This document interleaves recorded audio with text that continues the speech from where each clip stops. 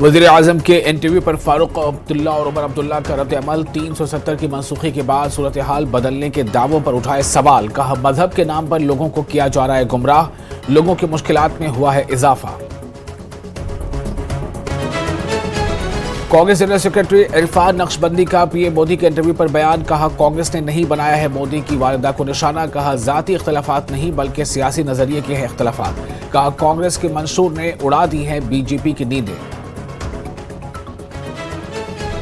Anantnag Rajouri पार्लिमानी seat के इंतखाब को मौखर करना होगी नाइंसाफी। CPI-M के सीनियर लीडर मोहम्मद यूसुफ तारिगामी का बयान। कहा, अवाम को बिजली और पानी को लेकर शदीद मुश्किलात का सामना। दफा 370 की मनसूखी से मुतालिक सुप्रीम कोर्ट के फैसले का मामला। फैसले को चैलेंज करने वाली नजरसानी की दरख्वास्त पर सुप्रीम कोर्ट करेगा 1 मई को गौर। यह फैसला होगा कि केस की दोबारा समाअत की जाए या नहीं। चंद रोज से जारी बारिश ने मचा दी है तबाही। लैंडस्लाइडिंग और पत्थर गिरने के वाकयात रूनुमा। जमीन खिसकने और रिहायशी इलाकों में पानी दाखिल होने से लोगों को मुश्किलात। नदी नालों में बढ़ गई है पानी की सतह।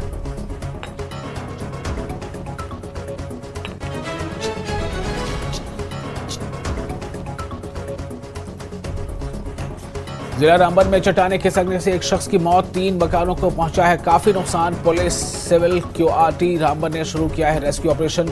उड़ी में मिट्टी का तोदा गिरने से कई अफराद जख्मी।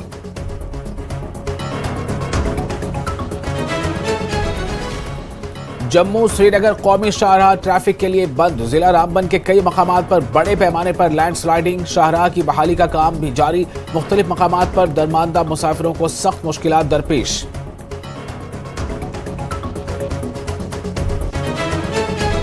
कई बालाई इलाकों में ताज़ा बर्फबारी। तारीखी मुगल रोड चौथे रोज भी ट्रैफिक के नकल हमल के लिए बंद। शाहराह के मुख्तलिफ मकामात पर बर्फबारी।